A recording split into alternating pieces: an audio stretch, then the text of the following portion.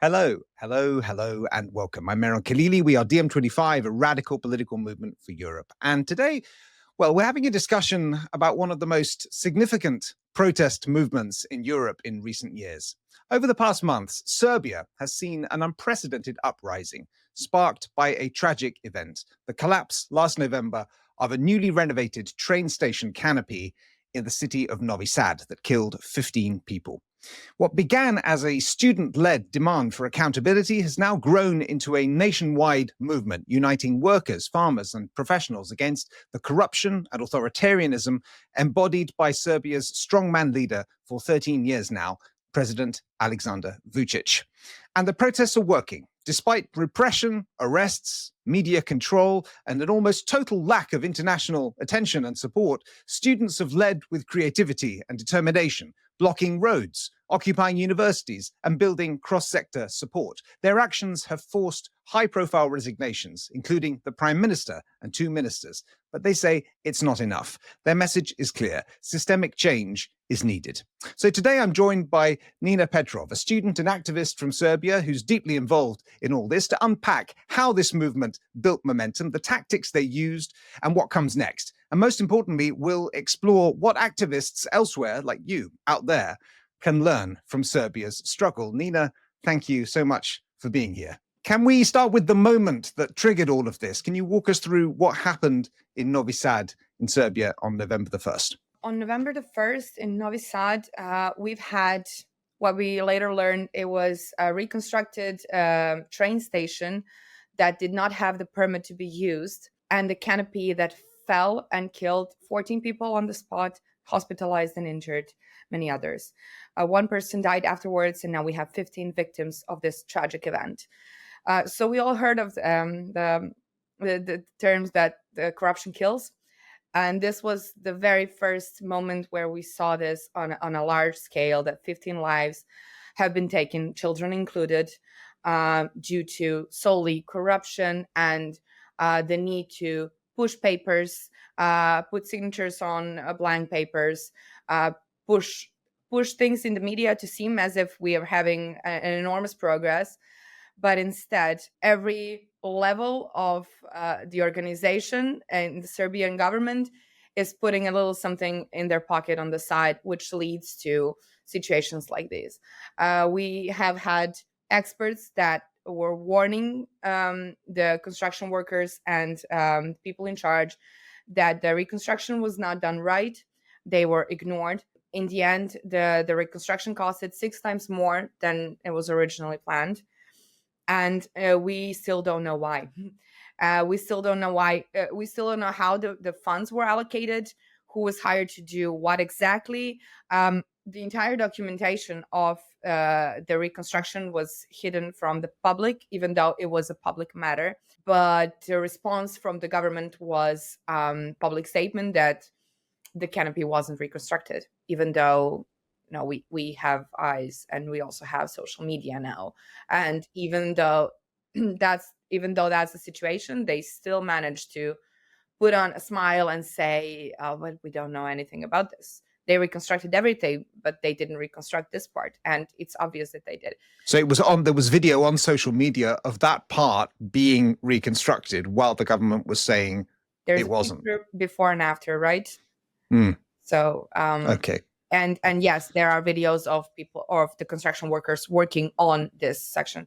Right. Very hard to hide anything with social media now. But our government is still insulting the intelligence of their citizens. I've heard a lot about protests in Serbia over recent years, but why is it that what happened at the train station in Novi Sad has sparked such a reaction? That is the best question, really, because the momentum has been building up over the past decades. The last protests that were on a really big scale, not as big as this one, were when we took down the Milosevic's government, and then the famous 5th of October when that happened. Many people believe that the system has changed, and now we have the new opportunity to build a different society. However, the system remained the same. We just have rotating figures taking different ministries, experts leaving the country because they can't get hired if they're not a party member. So this is now not a protest against Alexander Vucic, as media likes to present it. It's not a protest about an individual that doesn't even have, under the Serbian constitution, doesn't even have the opportunity to respond to these demands. The demands are not addressed to him. This is a protest for building a new system that won't allow for this scale of corruption. And so there are different reasons why the protests happen now. The first of them is obviously the scale of the event, 15 tragedies. And the second one is that the momentum has been building up, and we've had a lot of these tragedies. Mass shooting in a school last year was the most recent one of that scale. We've been having this emotional response that is not just anger, that is now also sorrow, but the desire to raise hope and stay in the country. And third of all, we are having this new generation that is not polluted with the most recent wars we've had. So I'm a bit older, and I remember the latest war in Serbia. They don't. So someone who's 5 to 10 years younger than me does not remember that. They live in a bit of a different world. They don't have this trauma. And they are also members of a global society. And it's much easier for them. They have some resources that we did not have in the previous years, in the previous protests. We have better ways of organizing, better ways of communicating. And then these young people, for whom we all thought they were apathetic, they're not interested, they only care about their phones and games and whatnot, they proved us all wrong, and I've been proven wrong so joyfully. I can't even explain this feeling. And then they had the energy to bring the entire country on their feet. Well, take us from that initial tragedy of Novi Sad to the last massive protest of 15 for the 15, which happened last Saturday. It's now Tuesday, 8th of March. So it happened a couple of days ago, where, according to some estimates, 350,000, up to 500,000, according to some estimates, of people were in the streets for a country of, I think, 6.6 million. This is pretty substantial. Cross-sectoral support. So take us from the tragedy to that. Right. So the first protests were large silent memorials that started right after the tragedy. And the memorials continued, and they had a tendency to continue until someone was found accountable for what happened.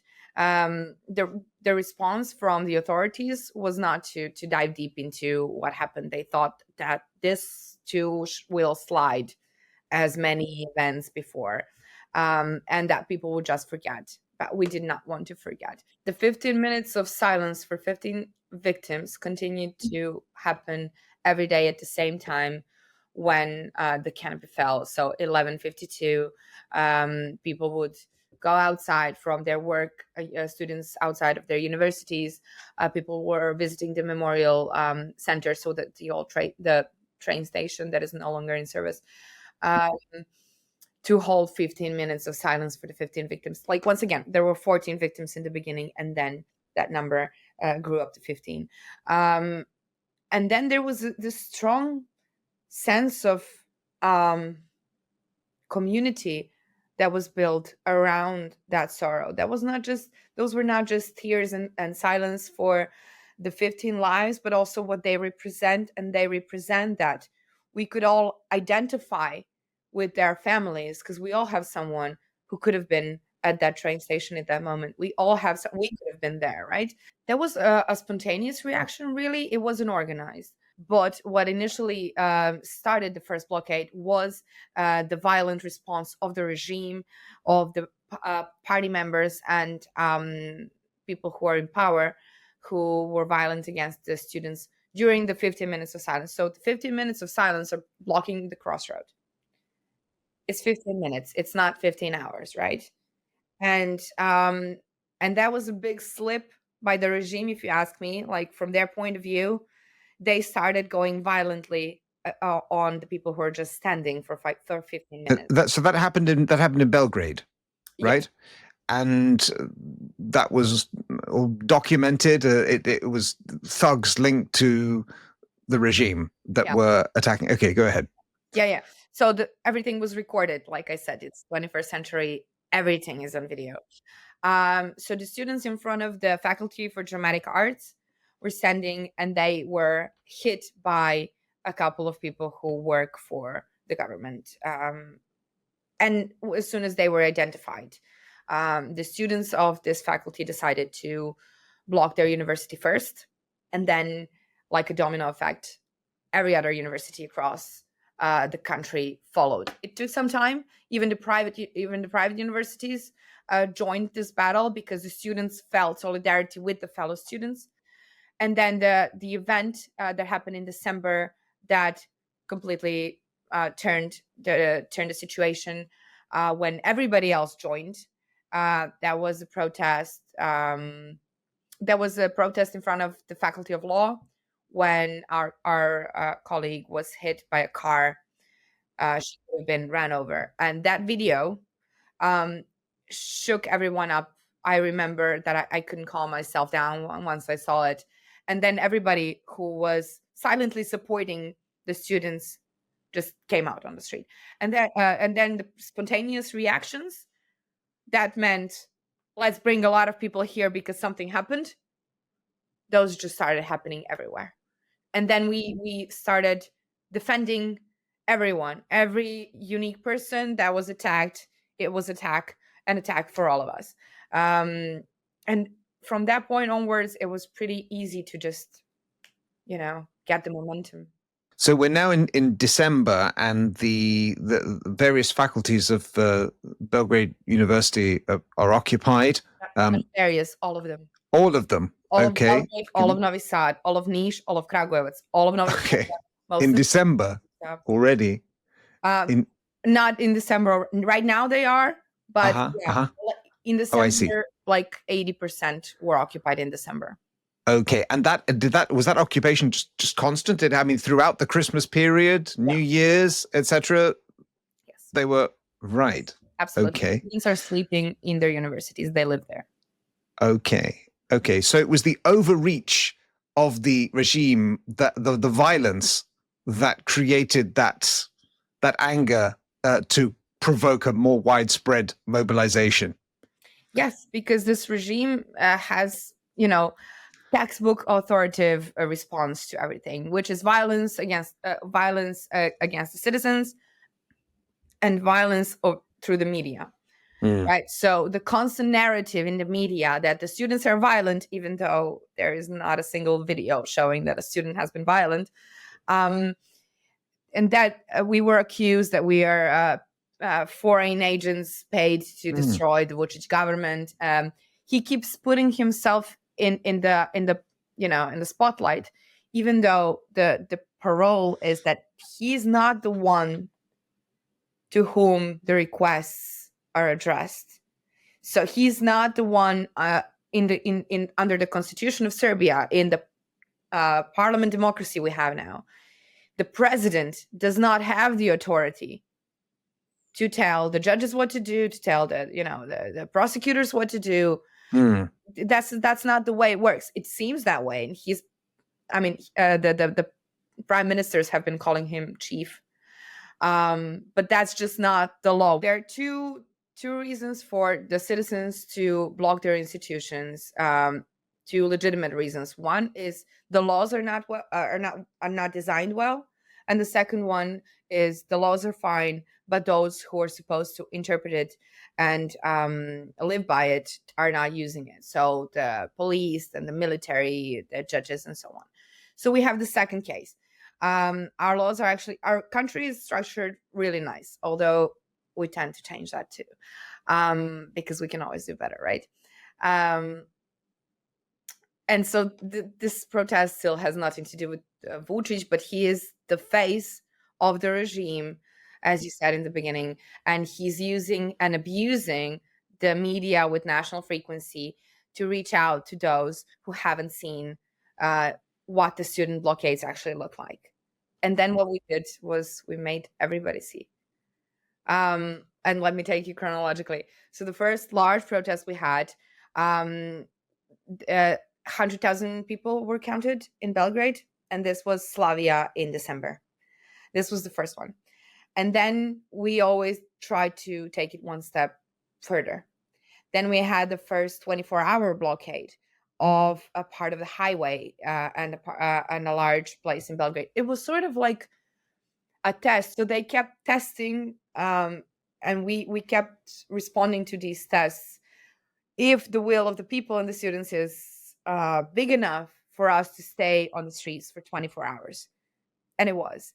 And then we thought about, okay, where do we go from here? Then Novi Sad the students in Novi Sad decided to block all three bridges in Novi Sad, on the 3-month anniversary of the tragedy, while we still didn't have the response from the prosecutors what happened and who was responsible.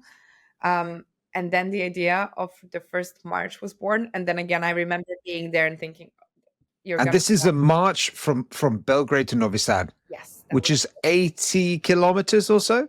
It's 70 something, 80. Okay. Go on. Yeah, like I said, I remember being there and thinking, oh my God, but this is horror to organize. First, I thought it was going to be just, a handful of students who decide, yes, we're going to do this. And then when the plenary sessions across the university accepted and supported this idea, hundreds of people applied. And then it was a pain to organize logistically.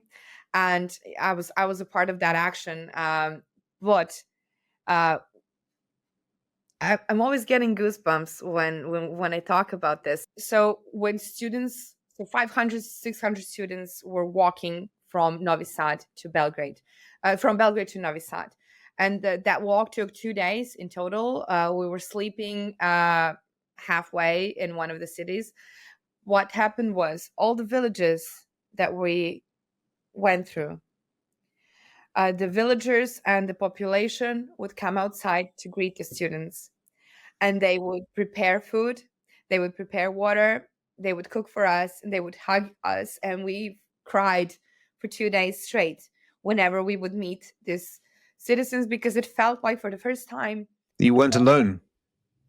Yes, we weren't alone. And then I didn't even know until that moment that I'm sharing the country with so many amazing people. For these villages, they all vote for the leading party. They all vote Vucic, and there's a reason for that, for how we organize the elections and stuff like that. So we really didn't have statistics that would show us, yes, you have the support from these people.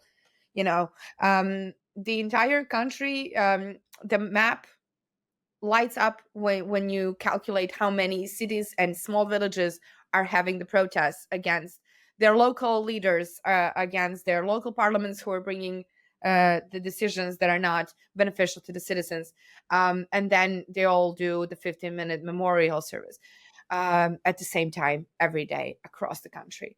But it's one thing to know and to see it on social media. It's another thing to meet these people face to face. And then I think what really, this first march was very inspiring, and it started, then again, like a snowball effect for other marches, for students to walk across the country. And then when you take a look through the window and you see that it's happening, you see that these are young people with smiles on their faces, that their feet are hurting and bleeding from how much they've invested in these walks. You can't really escape from that feeling. You can't believe that these are all people paid by the foreign governments it's impossible to push that narrative any longer.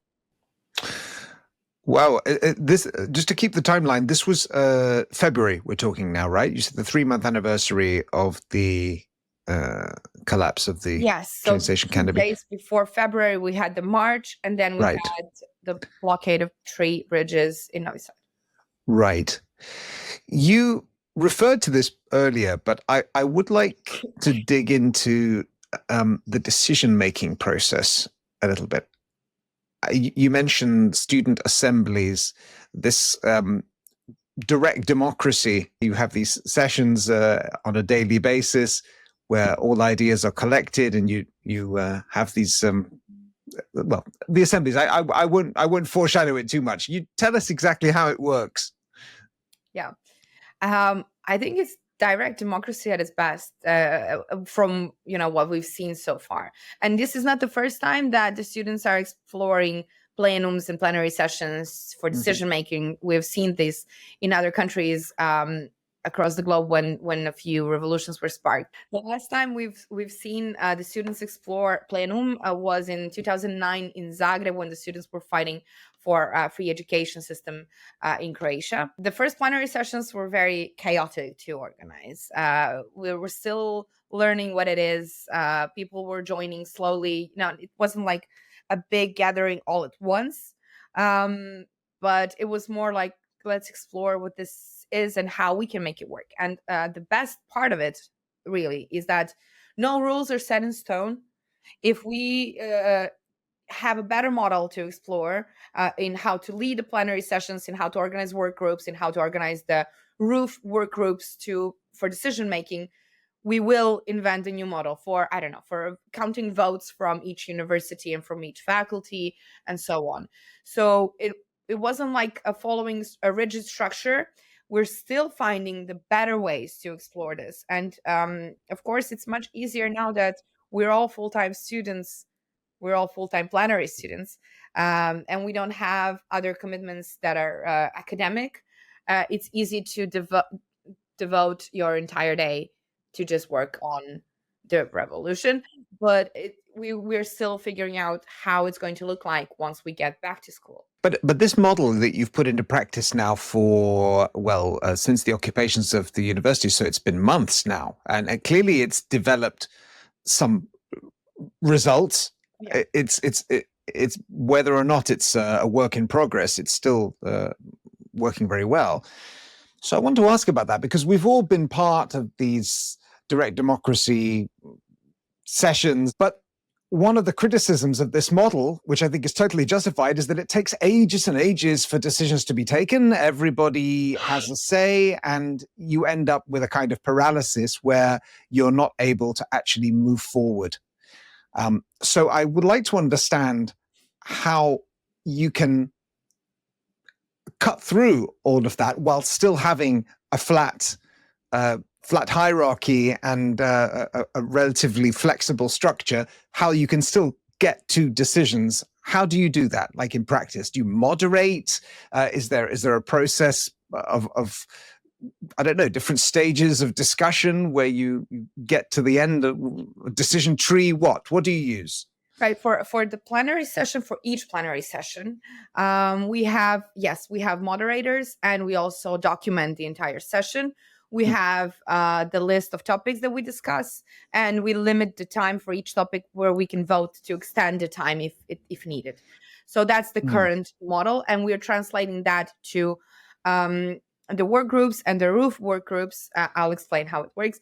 Yeah, and please, just one question before you do. Like the topics, they are required. These meetings happen every day, right, in the evening, and the topics throughout the day, if I understand correctly, are submitted by anybody that wants to in each faculty. Yes. No, correct me if I'm wrong. Yes, so we have local plenums which happen on each faculty, and then we have a roof structure where the ideas from each faculty are shared further by the delegates. The delegates have the mandate to share, to represent the plenum and share what the plenum voted, but not the mandate to discuss or bring decisions themselves. So it's not representative democracy. We're just having We're just enjoying a live discussion where the delegate can translate the idea to other delegates so they can bring back to the local plenums.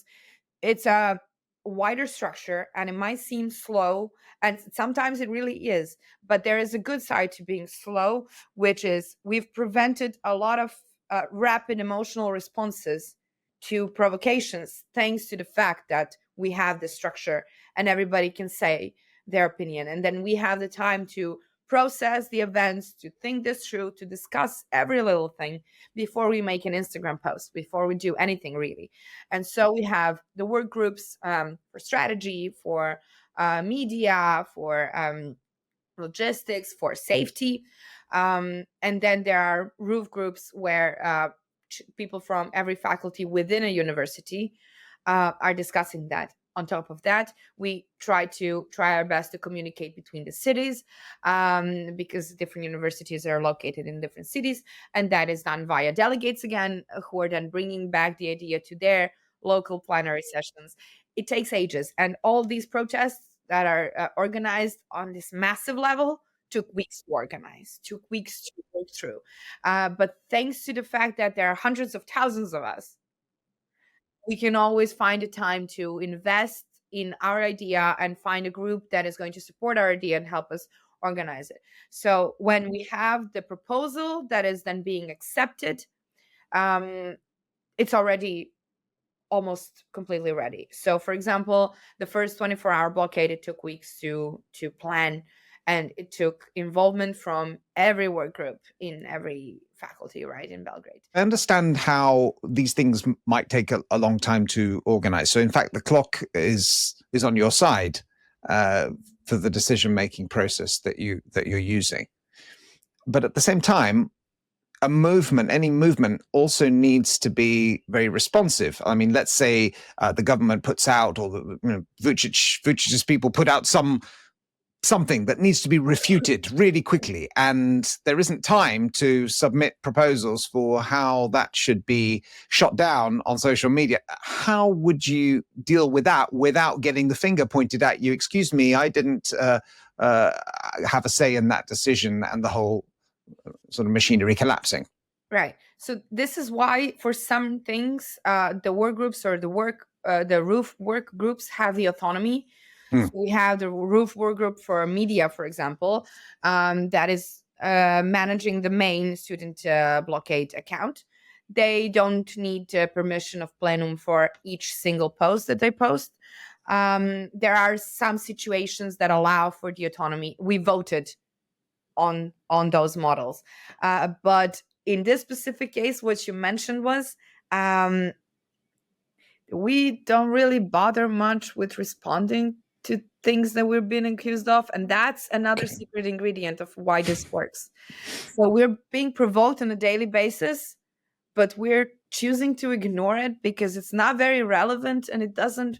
I mean, if we waste time to address everything Vucic says about us, we will be doing that all day. We have more important matters to deal with, which is we want to make sure that we participate in designing the next era of this country, and Vucic just doesn't have the place there. Something else I want to ask you is, this movement, I've been told by many people, is leaderless. There are not even representatives. So, I mean, this is a great advantage because it means that there's no one person that can be smeared and demonized as an agent of whatever foreign power is instigating a color revolution in Serbia. But at the same time, it must present some challenges, must it not? Right. I see why it seems challenging, but in reality, in practical situation, it's really not, because everybody is welcome to propose an idea that they want to push, and everybody is welcome to organize a work group around the idea if the plenary session supports the idea. And so now we have a lot of collaboration with working unions, and we're trying to translate the plenary models to every industry, literally, to teach the communes how to commune again, how to have open dialogue, how to have this public discussions that we actually have under, in our constitution. We have the public discussions already, and we have something that looks like a citizen plenary session that is actually a legal entity in our law, but nobody knows about that because people have been used to having a leader, and they are so used to not getting involved and just delegating, okay, that they will do this for me, and I'm just circling around this number on the election day. And now we're actually trying to raise a different culture, as you said, this culture that is already there now. Everybody's interested in what the plenum is, and I mean, it's the word of the year in Serbia, and it's very easy to organize. I was inspired on Sunday. We had like a really big meeting with students from different universities from different cities. So after the protests on the 15th, where we started discussing what are we going to do next, and I was really inspired by a colleague who just reflected back to the beginning and said, when you said for the first time like 4 or 5 months ago, let's block the university, I thought, oh my god, but that's like a lot of work. How does that look like? How do we do it? And in fact, it turned out that you just show up and you stay there physically. Like, it was as simple as that. And I would like to bring this message across. A lot of the concepts seem too big and complex to put in practice, but in fact they're really not. So the initial momentum that says, okay, let's do this, let's just try and do this, led to the biggest organizations here. Let's try and make 100,000 people stay in silence for 15 minutes for the memorial. And that's what we did once, and that's what we kept on doing on every large protest. And the protest on the 15th, there are different estimates, but the estimates go from 800,000 to 1.5 million people, uh, based on different sources. So the telecommunication company said that there were 1.5 million, 1.6 million phones turned on in that area at the time of the protest. And it's easy to believe that, actually, because Belgrade was never so full. But yes, then you had all those people stay in silence for 15 minutes straight.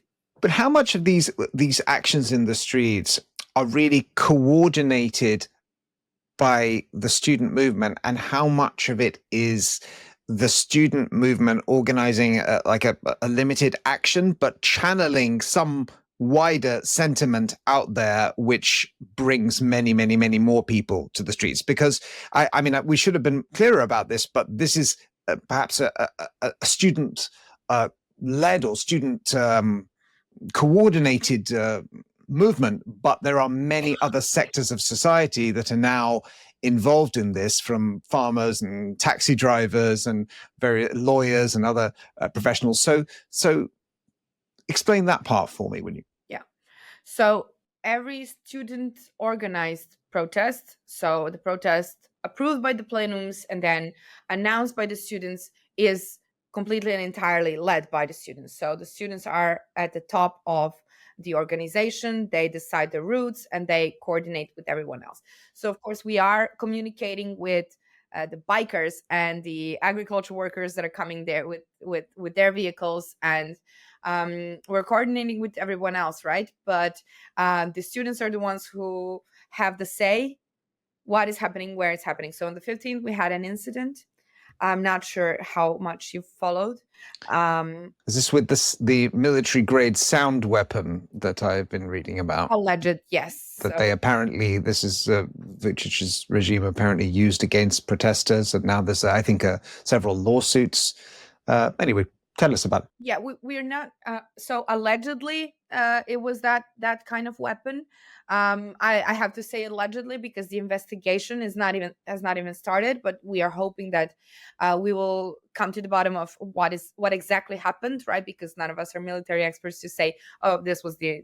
Yeah. And that's another secret weapon. We're not speculating as much. We have our assumptions based on what the experts have said, but we're still waiting for the investigation. We're actually trying to make our ministry do the investigation first, and then to find out what really happened. But my point of the saying was, when this weapon was used during the 15 minutes of silence, and against the people who were standing in absolute silence on the street. Um, when that happened, paired with some incident where the loyalists of Alexander Vucic started attacking some of the students and citizens in front of the parliament building. The students were the ones who said, "This is no longer a protest, and we are stopping now. We're hoping for the citizens to start walking slowly to safety, because some violence has sparked." And at that moment, it was like a command, and everybody started walking away. So when the students say, "We're changing the route, we're going that way," everybody's listening to the students. So, when you find yourself in the dark, follow the nearest student and they'll show you the way, is sort of how we joke about it. These protests have been met with a kind of mix of some concessions, as we've said, some resignations, some acknowledgement, also some very provocative statements from Vucic and others, and some very heavy-handed repression, but from what I see, quite targeted episodes of repression rather than mass arrests or big shutdowns. Tell me a little more about that repression, if you can. This regime is just not inspired to create a counter campaign that will be liked by anyone at this point. They lack creativity so much. They just keep trying to copy what we're doing, starting from, so that the symbol of this uprising is the bloody hand that we keep posting everywhere, and we keep carrying it with us, as a symbol that the regime hands are bloody because of the fall of the canopy. And they responded with a red middle finger that they started posting everywhere and across the cities. And that's them.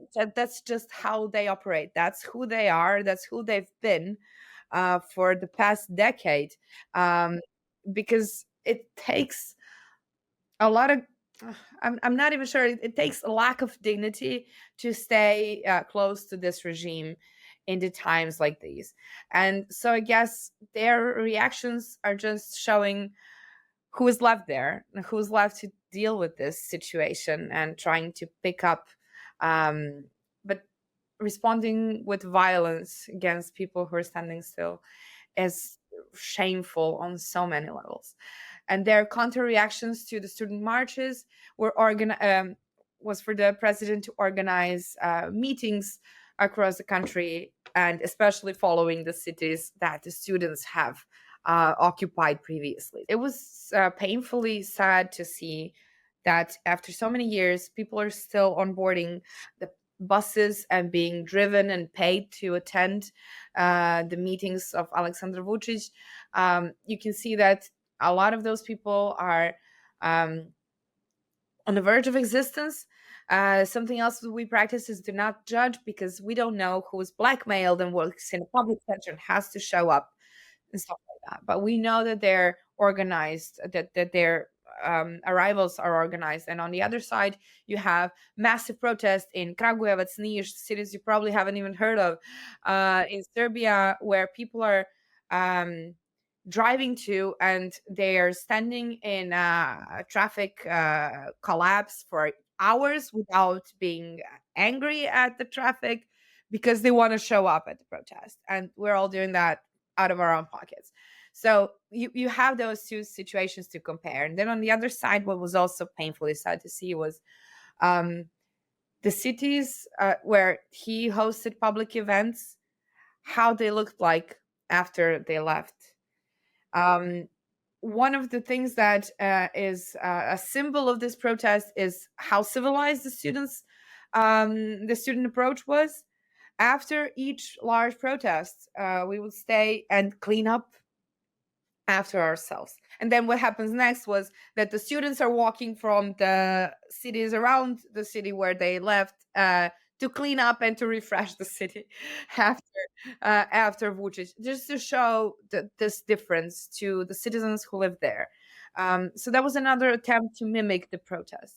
So you've certainly created a lot of goodwill across the country with that. So it kind of shatters the narrative of the spoiled students that should just get back to class and privilege and whatever. So that's good. I should say that we're talking about all of this as protest, but this is not really a protest movement. There are 4 concrete demands that the plenary session decision-making model that you talked about earlier have generated. Well, this has been the case now since December.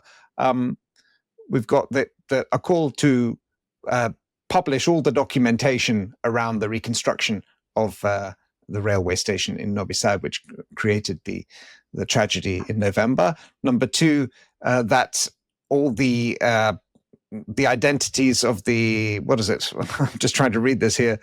That they should, oh, that's right. Identify all the thugs who have been beating up the students. I'm trying to simplify it here. 3, dismiss the criminal charges against the students that you've arrested. And 4, increase the higher education budget by 20%.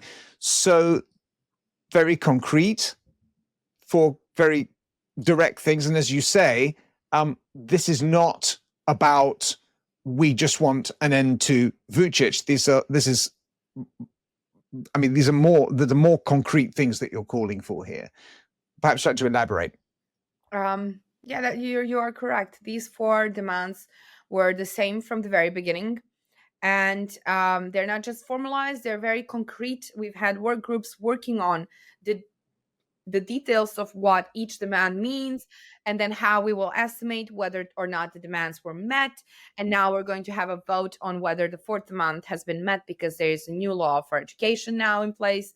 But we're following the same system. So nobody else is going to say if the demand is met. The plenary sessions are going to analyze and see, okay, we have the experts, the economists here who will say, yes, this is what we wanted and what we didn't want. So detailed to-dos and metrics to back it up. Just to round out our discussion about tactics, I would like to understand it's a very banal question, but the kinds of tools that you're using, both to communicate with the outside world and internally. When we're talking about social media, what platforms, what software? Right. So when we talk about social media, we go to Instagram as the most popular here for across generation popular, sort of. There is a website. I'm going to send you a link if I haven't already, where we share the concrete demands and whether or not they have been met, and the most important articles about what's going on. And internally, we use communication channels. I'm just gonna leave it there. Yeah, it's very simple, really. So it's Instagram over Twitter or TikTok or anything like that. It's really Instagram that's the main kind of channel. Yeah, well, a lot of it is on Twitter and a lot of it is on TikTok as well. But Instagram is sort of just in the middle between the generations. So the younger and older generations are most likely to use Instagram as the main as the common platform, rather than some younger are on TikTok, some older are on Twitter, but everybody intersects in Instagram. Okay, interesting observation. Okay, so I want to talk about the future. I understand that you can't talk about specific tactics that you guys are planning for obvious reasons, but where to now, roughly? I mean, long term. There have been some discussions about, or some calls, should I say, for a kind of non-partisan technocratic government of experts that could take over from Vucic and prepare the ground for free and fair elections, etc. Where do you stand on that? What's behind that, and where else do you see this whole thing going? I'm very so one of the rules that we have internally is to not discuss something that the plenum did not adopt yet or did not develop thoroughly. So what I can say is that these large-scale protests, the sentiment is that these large-scale protests have done enough in terms of showing how many people want something to change. And now we are working towards educating the citizens how to organize in a plenary way, and that's one of the cores of what we're doing now. And then the next steps will be built upon that to sort of translate. We're having an archive, very detailed archive, that is explaining how everything started and how we organized. And one of the reasons for that is to teach every layer of society how to do the same, and then to like the communities, but also the industries, the workers in a factory, and so on, how to be in charge of their own lives, because we also had deaths in factories due to male management, bad management, and so on. So we don't want to see that happening, and we think that everybody deserves to a chance to be a part of what they're doing, especially something that they're educated to do. And Well, please do send us a link to that documentation that you described, even if it's in Serbian, we can when we wrap translate it up, the archive is internal now. We're structuring it for Okay, sharing, right? sure. But everything is detailedly documented, and we will, of course, share it with the international community. That will be, something that will happen spontaneously anyways. It's not a recipe how to do things, right? It's an example of how we did things, and it also covers A how case study. it's a case study. Exactly. It also covers probably the mistakes we've made, or the loopholes, and how we use some ideas, and how we made decisions, but also probably where we could have been better. And it's important to understand that the whole context of the movement in Serbia is tightly connected to the culture in Serbia, but also the Balkan culture, and the recent history where we've had wars and tensions. It's it's hard to predict what would happen if you would try to do this in Greece, Bulgaria, Germany, China, right? We can't really predict that, but it's a really nice model as an alternative for the parliament democracy we've had, for the representative democracy we've had. It's a nice experiment. Since the civilizations exist, they've been experimenting with different management models, and now that we hear, but nobody has ever tried this before. Um, are we sure that this is possible? Um, it's time to accept that something new is possible, right? And all it takes is to just go there and do it, right? And if I may, I think it's so beautiful that you guys are documenting that yourselves, because that so rarely happens, that people on the inside actually document that as a case study. Because as you say, it can be adapted. It cannot be plugged in necessarily to other situations. But most of the time, you have to wait for, like, academics 3 years later, when the moment has passed, to kind of do interviews like this one and go, right, what happened there? And then they write it up, and then that's the end. So really, really valuable. Thank you so much for doing that. I mean, we haven't seen it yet, but thank you. I'm glad that you're putting in the work to do that. It could be really, really valuable. There's a work group that is in charge of that, and then there's a roof work group that is collecting all the documents and organizing it. So that's also a task that is managed by hundreds of people, and thanks to that, we have everything in one place, because every plenary session is documented, every roof plenary session is documented, every proposal that is accepted is documented, every proposal that is rejected is also documented. You can imagine how big the archive is, and how much of a job it is to document everything. But in terms of actually, I mean, as you say, you haven't adopted anything that goes in this direction. In terms of actually political change, that's not something that you're focusing on at the moment. It's more, it kind of goes deeper than that. I'm detecting it's a more kind of systemic shift that you're trying to bring about, which itself may bring political change in the future. Am I adapting what you said correctly or not? Well, the fact is, we're still discussing the best way of doing things now, which is sometimes challenging when we have urgent things to do. For example, yesterday plenary sessions were canceled because we had an urgent protest in front of the hospitals because they did not want to accept the patients from injuries from the protest and injuries after the sound a weapon that was used allegedly. Yeah, they got a directive from the ministry that they're not allowed to accept the protesters and give them medical treatment, which is a scandal on its own. So with things happening like that, decision making is even slower, right? So we're always balancing between what is urgent and has to have an instant response, and then what is a long-term strategy. And we're still having conversations on a national level. What is a good idea? What is a good model? What is a good solution for the situation we're in right now? Because it's becoming clear that this regime is not going to um, fulfill the first demand, the demand for the documentation, because then they would have to arrest themselves, which is a bit contradictory. And that contradiction exists from the beginning of the protest. But the first demand has been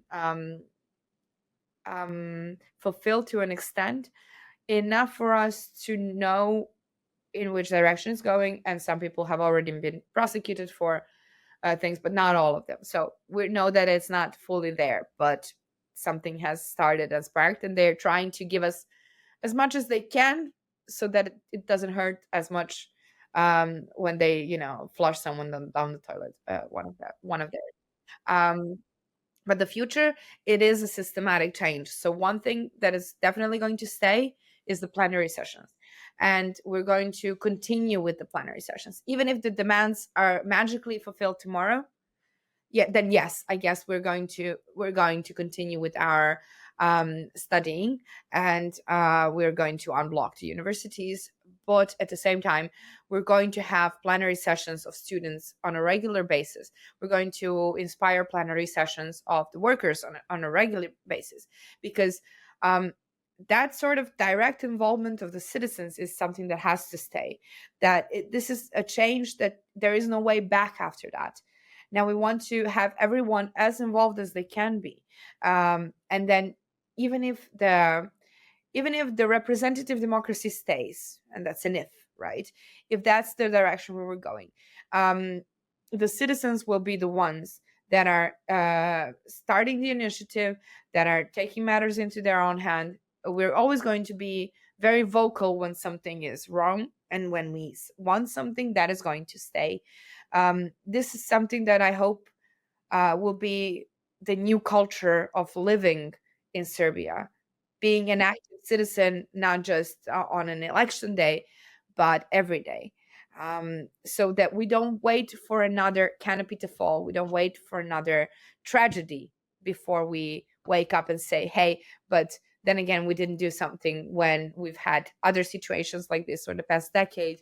We waited for this moment, and we don't want to wait any longer for the next moment to do something like that. And that's idealistic. I'm aware it's very utopian.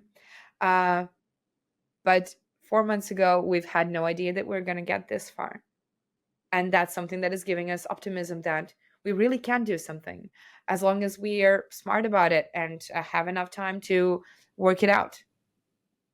Well, on that positive note, thank you so much for your time here, and full support to you, and all the best with your struggle. It's been really, really fascinating listening to how you did it, and you've been really open and generous with your time in this. So thank you, Nina Petrov. Really appreciate it. Thank you for inviting me. It was a pleasure to be here and to spread the word on what's going on. I think that the international community has been silent for so long, and it's time to start talking about what's going on in Serbia. Absolutely. Thank you.